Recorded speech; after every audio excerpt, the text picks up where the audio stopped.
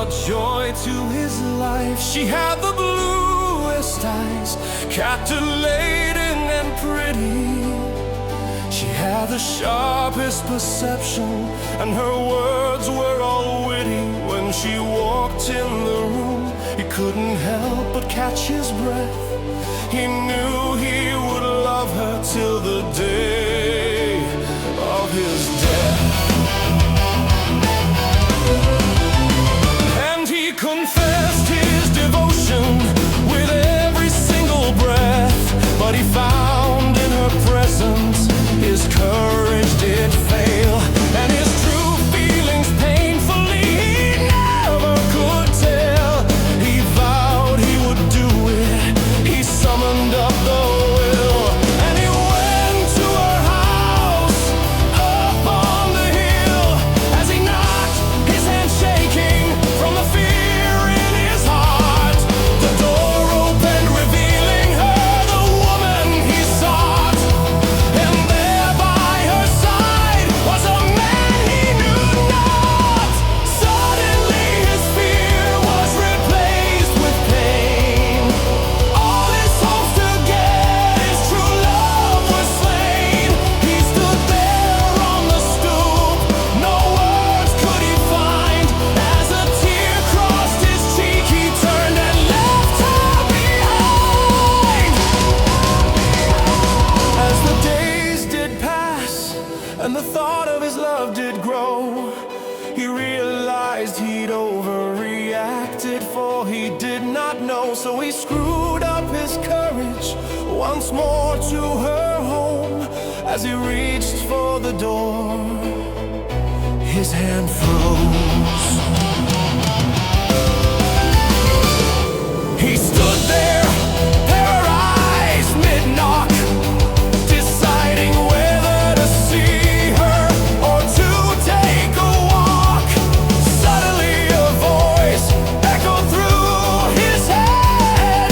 You must act quickly or your true love is dead. The voice, it startled him as he pondered its words. He thought it couldn't be, that was absurd. Suddenly a scream tore through the air. He opened the door and ran up the stairs. He found them in the bedroom, his lady and the man. His true love was bleeding by a knife from the man. All thoughts of his life ran from his mind. The woman he loved was in peril, he could not stand by. The woman's attacker returned to face him. He struggled to breathe, for his heart was racing. As the assailant lunged, he managed to dodge, but not quickly enough, for in his leg the knife was lodged. Pain shot through his leg and tore at his thoughts, but he painfully yanked out the knife as the attacker did plot. He turned the knife, now is seeking his prey. The attacker advanced, but our hero did not sway.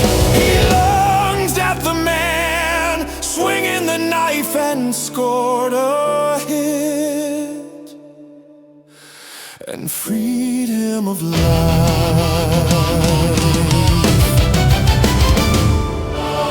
He dropped the blade and ran quickly to his love. He tore cloth from his shirt to stop all the blood. Suddenly the lady's eyes fluttered open and they met with his. The gaze he'd for long been hoping. There were thanks in her eyes and perhaps a bit more, as gently he lifted her from the cold floor. He lay her on the bed with love in his eyes. He called for an ambulance and whispered goodbye. She watched him go, wondering why he'd risked for her his life, then left without a try.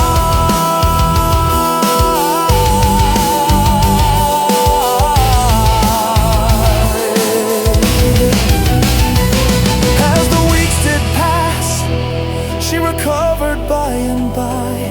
When she thought of her savior, she couldn't help but cry. She couldn't find him in the places he'd been. It was as if he'd vanished, never to be seen again.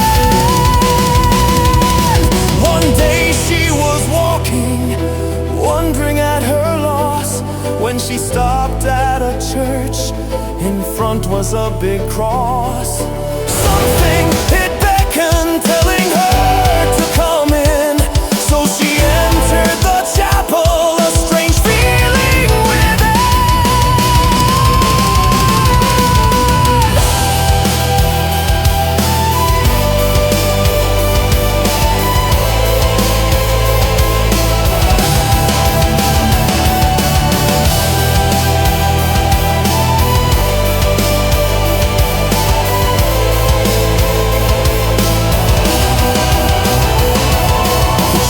Was deserted except for one bench. She found a man there, soundly asleep. His face was covered, it could not be seen. Gently she shook him, bidding him wake. As he turned and their eyes met, her body did quake. Here was the man, her savior she loved.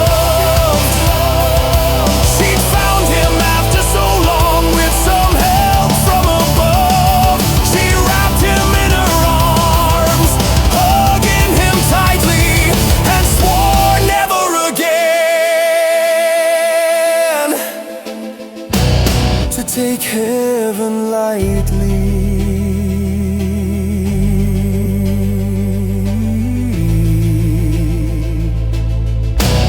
to take heaven lightly.